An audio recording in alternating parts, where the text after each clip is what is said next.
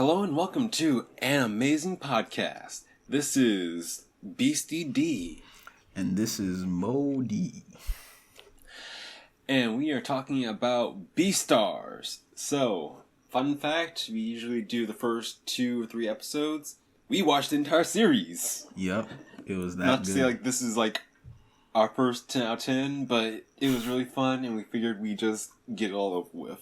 Yep, yeah. So, pros, cons, what you thought was awesome, what you thought was lit, what you thought was shit. Go.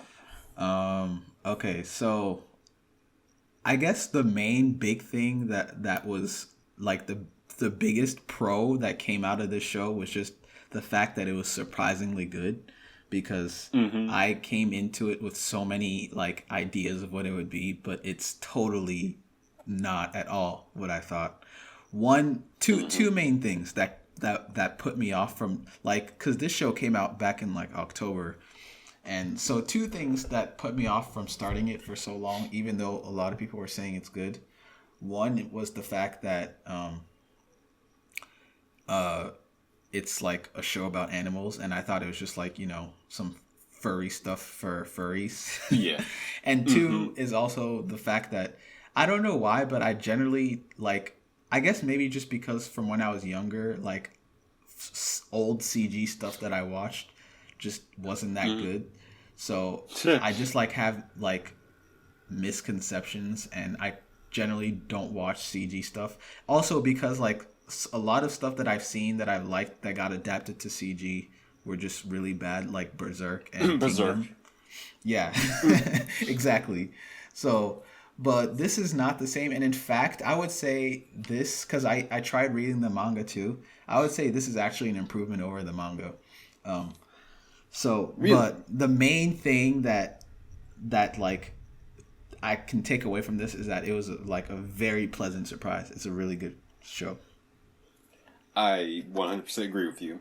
So for me personally, literally the only reason I watched this show was because a cute girl sat next to me and said she liked it. That didn't go anywhere, but I will say this. I found a really awesome show. The one thing I really loved about it was the CG. So I love CG. I love me my cel-shaded anime aside from Berserk. Really wish... Let me rephrase that. I love CG anime when it's done right and when it's done properly. So your Land of Illustrious, your Cyber Connect 2, and I'm really happy you got your rubies and your genlocks, and I'm really happy that the number of good CG anime has grown to 2. Super happy about that. Happy about that. I've heard I'm forgetting the name of the show. Oh no, Dragon Prince. I don't know if that counts as anime, but I've heard Dragon Prince is not pretty good though. too. The animation isn't that good. Oh, it's not. Well, let me say this. I haven't seen enough of it. I've seen like clips of the first season and clips of the trailer, and the trailer stuff should be like the top tier best animation the series has to offer, and I'm like, not really. Oh, yeah, I see. Yeah. But yeah, go ahead. So like for me personally, the pros for the series: animation, beautiful, excellent use of color, excellent use of motion and CG, camera work was amazing. One thing that I thought was really impressive was typically a lot of CG animators have an issue with like stillness, where that's the moment where you're like, yeah, this is CG, it's way too still, it's way too robotic. You never had that problem with this, which is something I really enjoyed. Yeah, that's true. The other thing Why I is loved that? about this, I have no idea. Because that's what I'm trying to didn't figure even out. Notice. Like, if you look at like Berserk or Blue Oni or some other generic CG anime, the Dragon Prince. Yeah. Whenever something is still, it's always so robotic. It's like you just press pause and the animation is trying to buffer. And it's really noticeable. You never too. had that. Yes, you never had that issue with Beastars. I loved it.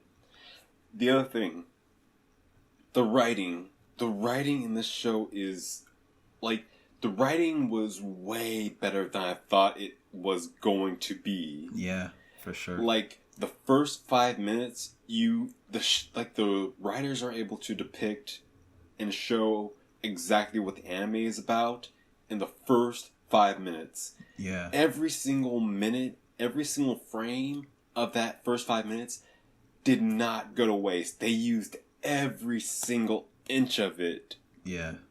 And it was amazing. We have filler arcs, and a lot of times in most anime, we have filler scenes where it's just like the characters just like lingering around, dicking around, yada yada yada. Beastars used its first 5 minutes to maximum. Yeah, I completely agree. The writing, definitely, like, a lot of good things about the show, but the writing is definitely the best thing about it, for sure. Like, I didn't expect, but I guess I should have expected it, like, considering the topic it deals with. But I didn't expect it to be so, like, it's pretty, like, psychologically deep how they go, like, into the characters and, like, their childhoods and their stories and what makes them the way they are. Like, they're very complex characters and they're unique too. They're not just like, you know, tropes. You know, none of these characters is just like a trope of anything. I think Lewis hits the Sasuke emo rival character trope kind of hard, but he does good. He uses it very well. True. I would never call him generic. Yeah. And in fact, even his backstory is it's not super similar to Sasuke's, but, like, you know, being almost sold off to be eaten in the black market. I guess that's, like, kind of, a lot of those types of characters have, like, tragic, you know, backstories like that. So, yeah. What, your parents never gave you a knife and threw you into a cage full of wild animals and told you to get dinner? No, actually. I wish they had. I would have been. You're sheltered. Would have turned out like Lewis. Actually, do you think Lewis is do you think he's dead? No. So, let's get into the story. Okay. So, basically, the plot of Beastars revolves around a love story between a wolf and a rabbit. Basically, the story of Beastars takes place in a world where Earth's ruled by anthropomorphic animals. Basically, I think a friend of ours put it best where Beastars is basically Zootopia if none of the animals were afraid to bust a cap up on someone. You know what I was thinking when I was watching it? Beastars is pretty much like Twilight for furries. You know? With better writing. Much better writing. Yeah, actually way better. Honestly, I'm kind of being insulting to Beastars by comparing it to Twilight. The writer of Beastars just had a small, like, heart attack. You gave him a mini light attack right there. Yeah. The story is so it's good, and it's interesting because, like, I wasn't actually sure where it was gonna go for, like, the first couple of episodes because I couldn't tell if it was more of a romance or more of just, like, a story about the struggle of being a carnivore and herbivore in that world or whatever.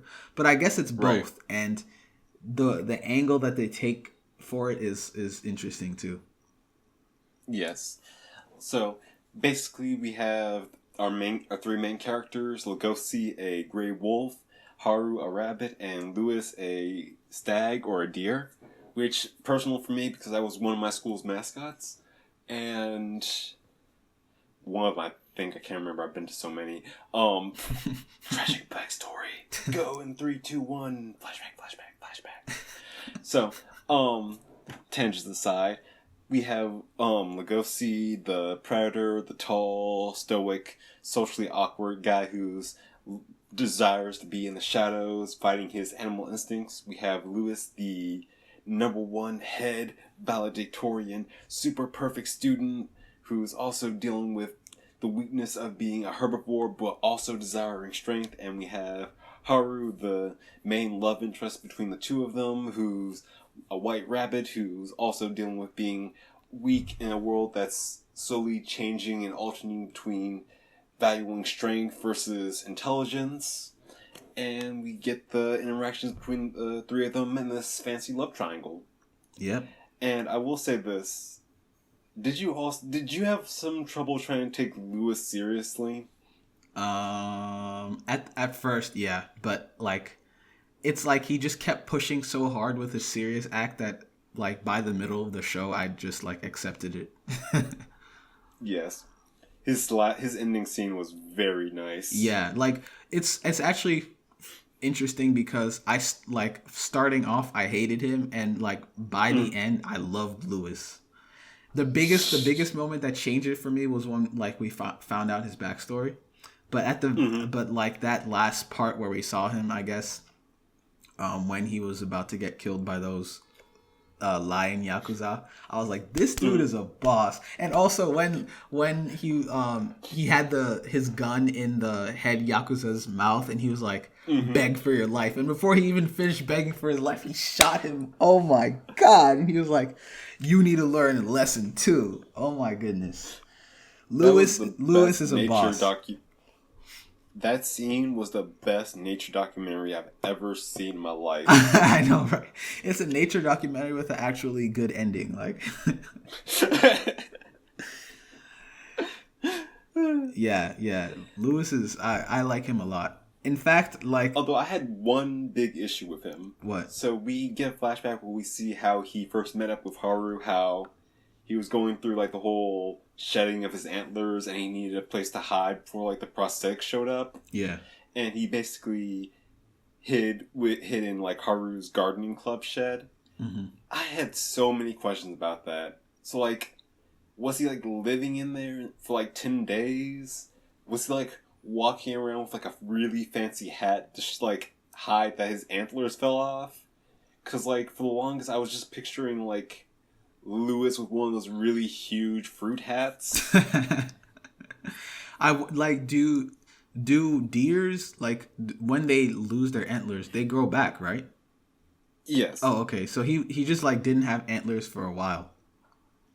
Mm-hmm. Yeah. I don't know. I was confused about that too. I didn't I didn't really get it, and I wasn't expecting that too. Like when she walks out and she just sees him bleeding from his head. Like it's pretty disgusting actually. Yeah. But yeah, and in fact, the more I talk about Lewis, he's actually like he might be my favorite character. The more I talk about him, because I didn't really think about it, but like he really grew on me, and the way he went out was just awesome. I mean, if he went out, I don't know if he did, but probably not. I guess if he actually died, they would have showed it. They would have made it more conclusive, I guess. Yeah. Yeah. Dinner served. Vengeance with a cool side of lead. Also, what do you think about, I feel like in this world, it's still way too easy. It feels like at first when I was first starting the show, like in the first few episodes, it seems like carnivores preying on herbivores was like a really rare thing, and it was like mostly under control. Like that opening scene for the show was was like a very rare occasion, and that's why everyone was freaked out. But as the show went on, it just seemed more and more commonplace and normal. Like when you find out about the black market, and you find out that like, you know, people are getting kidnapped all the time, like on the news, and getting eaten, and then you know, Haru gets kidnapped and like the mayor doesn't do anything about it. It seemed like they're just like kind of too nonchalant about it. And even the herbivores, like her, like the whole time she's just like kind of half expecting to die at any moment. Yeah. So to me, that's kind of a thing that doesn't make sense about the world a little bit, because if the world was really, especially with the go ahead. Especially with the fact that carnivores are treated like second-class citizens too. Exactly. Yeah, exactly. It's it was just weird, because I would think that if carnivores still were like still such a menace, then they would have like segregated society more, so that there would literally be no interaction between herbivores and no interaction, you know, between herbivores and carnivores. And you know, one thing that kind of like made me wonder about this society, this feels like a society that would have really interesting gun control policies. Because think about it. You could be like the biggest predator, you can have the biggest fangs, biggest teeth, but versus a gun, you're pretty much nerfed. So like it feels like this would be a world That's where true. herbivores would be armed to the freaking teeth, and that would be like the deciding and like if you were like a carnivore, you would be barred from owning a weapon. I feel like that would be like the main deciding factor of keeping like balance in the society. That's actually so true. That's a good thought because I didn't realize that they could actually solve a lot of problems by like by having all the herbivores, just like strap up pretty much. Yeah. Because what carnivore is gonna attack you if like you have guns or whatever? Hey, that opening scene would have been a lot different if old Tim had a Glock on him. Imagine to that. be fair, I'm very like anti-gun, but even I can see the whole logic and reasoning in this situation. Yeah. I mean, look at the panda guy. Like, he's strapped to the teeth. He's like pretty much Rambo. Like, with crossbows and bamboo-themed weapons. He's a cooler Rambo, to be honest. Do you think he died? Yes. Because they didn't show him at all after. No. Oh, you don't? Yeah, because remember when they were walking out of like the Yakuza base, they had like you saw all the men tied up and stuff. Mm-hmm. Oh, okay. I didn't see that. I missed that probably. But yeah, I really like this world. Just looks beautiful and it painted a really good picture. And just for like the people who are like, but this is for furries, yada yada yada. I will say this: I was not a furry going to this. I was never a furry prior to this. I finished it and I'm still not a furry. I would say like the whole. I thought you were gonna say I'm like half furry now. No. Like that aspect of the show does show up, and the first time that whole aspect of the show shows up is not that bad because I always internalize it as this is supposed to be an uncomfortable moment for the characters. Mm-hmm. So the fact that they're furries and everything causing discomfort for the viewer kind of works. Yeah. But I'm not gonna lie, there are a few more moments like that, and I kind of scrolled off screen. Oh, really? I didn't. Maybe that makes me Let me say this. Maybe that makes me a furry. This is not I was like, ooh, this is getting interesting. Like, there are fan service moments in this, and this is not an ecchi series. I would definitely say, like, if I had to rate it would probably be a PG-13 anime. Mm-hmm. But still, like, the whole aspect part of them being, like, furries does not distract you from it whatsoever. Yeah. Like, I'm not the biggest fan of the art style, and there was furry anime has been blowing up lately. Like, first it was Beastars, and there's other anime this season called Welcome to the Pack, Satan Academy or something. Oh. And it does the same thing where it's like human main character in an all animal school. Kind of like that show My Gym Partner is a Monkey from like Cartoon Network. Mm-hmm. But it does the same thing, but I feel it does it better because the animals aren't like human with animal faces. They all look like bipedal. They all are drawn like bipedal animals. Mm-hmm. And it's a lot more palatable. But all that aside, you get sucked into the story and the characters so quickly in this show, it doesn't really matter. Yeah, no, that's actually like the biggest strength of the show is that it's so good that it can take away any like preconceptions you would have. Because for me, mm-hmm. I have such a hard time trying things, and I definitely judge everything. Like, I judge books by their cover, absolutely. Yeah. So, but only reason I tried it is because you told me it was so good. So then mm-hmm. when I started watching it, like, it actually totally, like I said, the fact that it was CG and the fact that, you know, it's I keep saying furry show. I don't know if furry is actual, like, category for shows, but, like, you know, an animal show. I thought it would be really stupid. But, like, this has opened me up to be more open-minded to watch more CG shows and also more shows that are, like, I guess, oriented towards furries or whatever. But yes, yeah, I wouldn't say that, but maybe this is turning me into kind of a furry, actually. God rest your soul. This is your fault if you hadn't told me about it. We don't have anything against furries. It's just fun to make fun of. Like I said, you guys should see my web history. Yeah. But yeah, let's talk about the writing a little bit. Like, the themes in the show were so interesting. Yes. Like, for example, like the whole theater thing. To me, at first, it kind of seems like it just seems like a random thing for like so much of the plot, and the like I guess the B plots of the story revolve around around like the drama club and them being in theater, and it just seems like a random thing. Like, why would they choose that? But I thought about maybe they like the writer chose that because it kind of shows what the whole like the whole struggle of the whole conflict of the show, which is that it's like it's the theme of like hiding your true self for, well, in some ways. So it's like on it, like the theater stage is kind of like the equalizer between herbivores and carnivores, because herbivores can act bigger and better and stronger than they are on stage. Like Lewis, right? He's like the main hero, and like, you know, he's defeating carnivores, you know, fighting them off on stage. Whereas carnivores can like show that they're not totally monstrous, and they're like, you know, they can be tame, you know.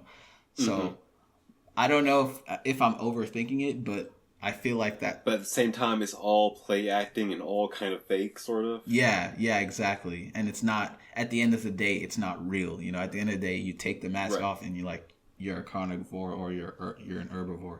Like, even that scene, it was pretty interesting to see how that scene when Juno attacked, what's his name? When she attacked Lewis? Yeah, when she attacked Lewis. Because it's like the whole time you're seeing it as like she's like the underclassman, she's new, she's a first year, and like she's shy, but like, and Lewis is like at the top, you know, of the totem pole. But then in just 1 second, if she decided to, she could easily like rip out his throat. Like, he couldn't fight back, he couldn't do anything, you know. Right. So yeah, that's such an interesting part of the show. And also, I know I've been talking for a long time, but I'll say one more thing. It's also interesting how, like, they take...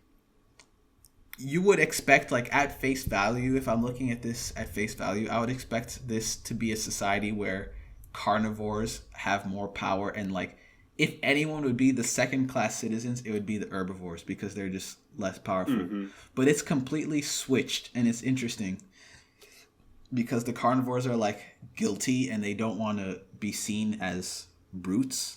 You know, at least not most of them. Some of them aren't like that. But yeah, that's also something pretty interesting. Like, this show makes me think about stuff that I never would have thought about. And one thing I really loved about it was the whole relationship between Lewis and Lugosi. How Lugosi is this powerful carnivore who wants to just remain in the shadows and just wants to hide his strength, while Lewis is just this sort of power-hungry herbivore that wants to be in the front stage. Yeah. I think it's a good... That's also, I guess, another reason why Lewis probably isn't dead, because that's like a good dichotomy to have for the whole show. You know, like Naruto, Sasuke. Yeah. I feel like I can't go this one... is a lot better than... Huh? I feel like this is a lot better than Naruto and Sasuke, though. Yeah, probably, definitely. I feel like I can't go one podcast without relating something back to Naruto. We're weebs. It's our job. Yeah. At least you're doing an anime I've seen, unlike One Piece. Yeah. But yeah, so yeah, this show... Also, one thing I definitely like as well is that one of the parallels between Haru and Lugosi is they're both technically predators. How she sort of preys on people in a sexual way, while he quote unquote, tries to prey on people in a more physical, violent way. Yeah. Or he would, like, his species is expected to do that. Oh, that reminds me. Like, that reminds me of what I was talking about when it comes to, like, how psychological it gets, because it's like at first you think, oh, she just sleeps with everyone because that's just what she does, right? But no, when you Right. learn about like, oh, she was like always the weakest, even in her family of small rabbits, and like everyone always looked down on her, but like that's how she can see herself as an equal. It's like, damn, like what? I was not Yeah. expecting this from a show called Beastars. Yeah. You know? That, by the way, so what do you think? I don't really understand the whole idea of a B star, and I don't know. I feel like it doesn't play as big of a role in the story as it should, based like Right. considering the fact that the name of the show is called Beastars. Like, what do you think about it? I feel like I don't even really know what it is.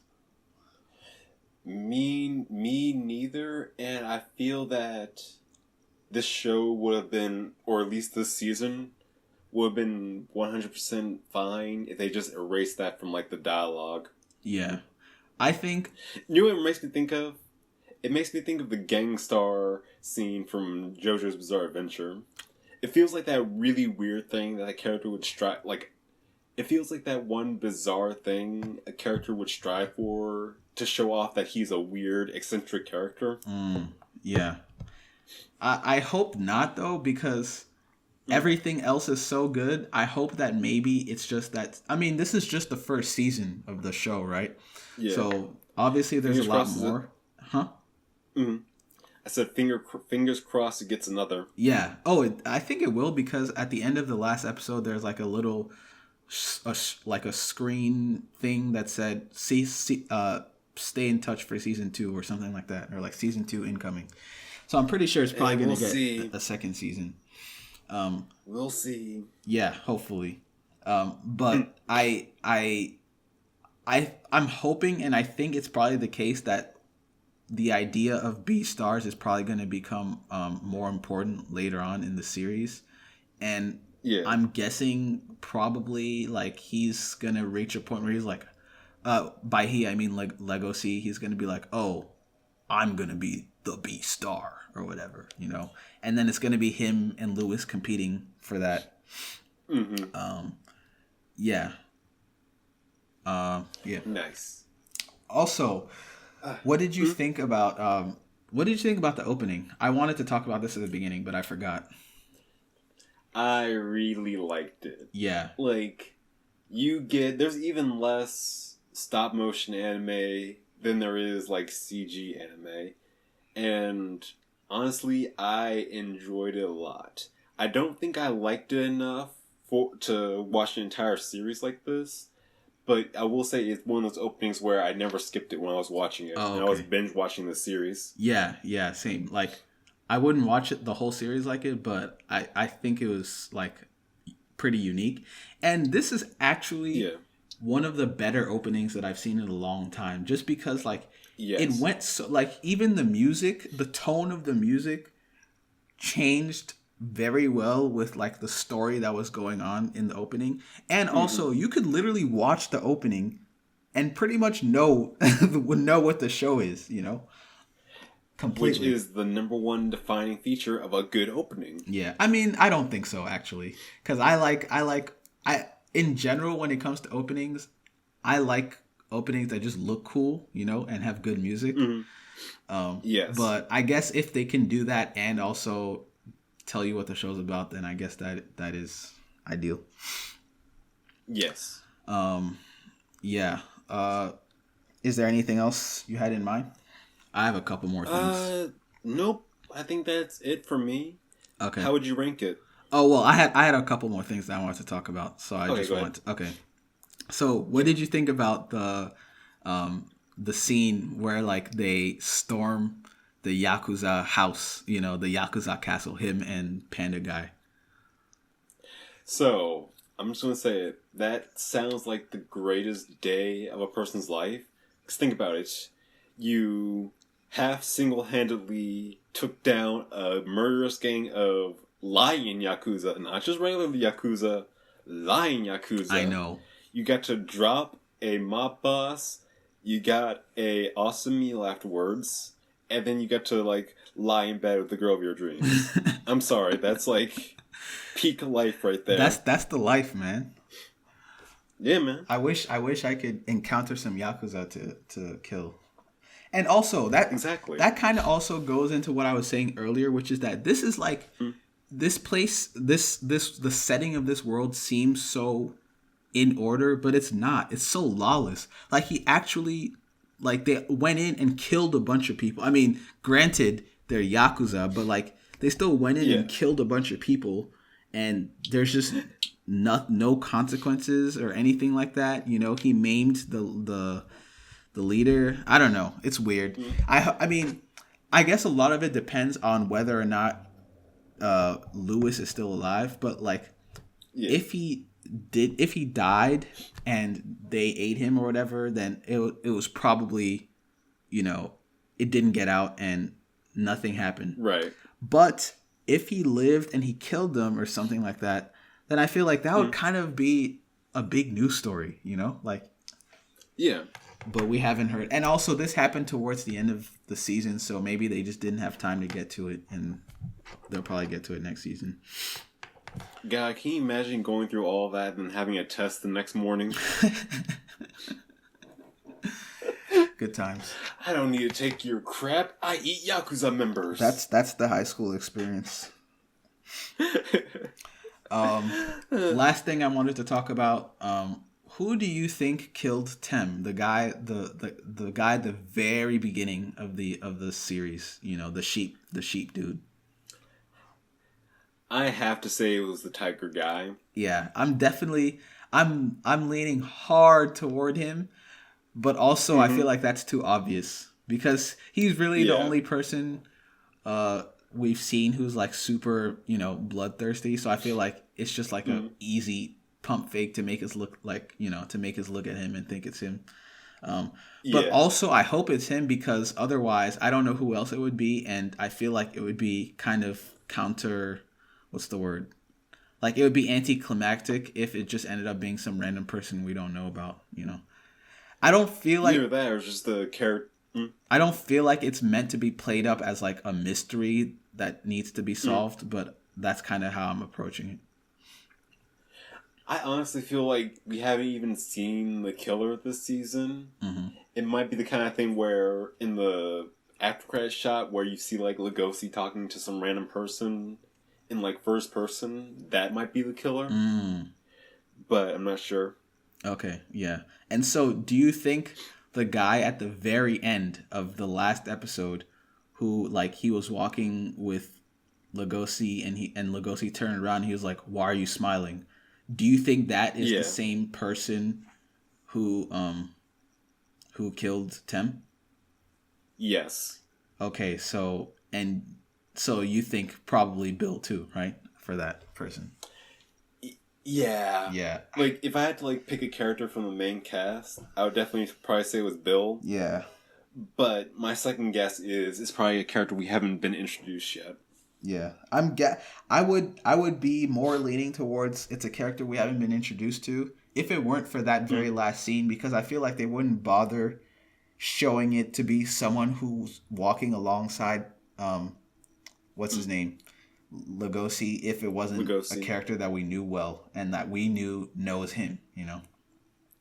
It would be like you could argue it probably wouldn't. It might not have been someone in the actual club. Because it would have been too obvious. Yeah.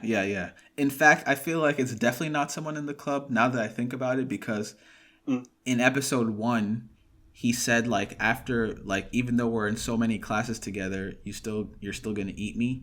So he didn't mention club, and I feel like if they were in club, he would have mentioned that too at least. So maybe it's not Bill. It's probably just someone we don't know. Yeah. But yeah, I think that's all I want to talk about. Is there anything else you had? Nope. I'm good. Oh, okay. One last thing. Yep. So I just wanted to mention that when the panda guy gave him like the bunny porn magazine, I automatically in my head started a countdown for when it would be found. No, you don't understand. A weird old dude in the black market asked me to hold on to it for him. Also, when when he was out, out of the dorm, like when he was past curfew, and then I guess the dorm lady came and she was like, "Look at what I found in his bag." I was 100% sure that's what it was gonna be. Yeah. But it wasn't. Okay, all right. So Remember, yeah, remember, I think kids, that's all. never hold strange men's porno. Super important. Okay, all right. So what are your final thoughts, and what would you rate the show? So, this is a hard rate for me. I think I'm going to rate this a 9 out of 10. 9, okay. I'm not 100% sold on the art style, but the execution of 3D cel-shaded anime was really big for me, and the overall plot and writing was just really good. Okay, yeah, I agree with all that stuff that you said. Writing knocked it out of the park, and that's the main thing that kept me watching. But everything else was really good, and I would give it probably like an 8, solid 8, 8.5. And yeah, it's just a really good show. And I'm definitely going to watch the next season. I kind of want to read the manga, but the manga it doesn't feel as readable as the show is watchable. Yes, definitely. But I might end up skipping ahead and reading the manga anyway, so we'll see. Right. All right, so that's been our review of Beastars Season 1. Thank you for watching, and see you next time.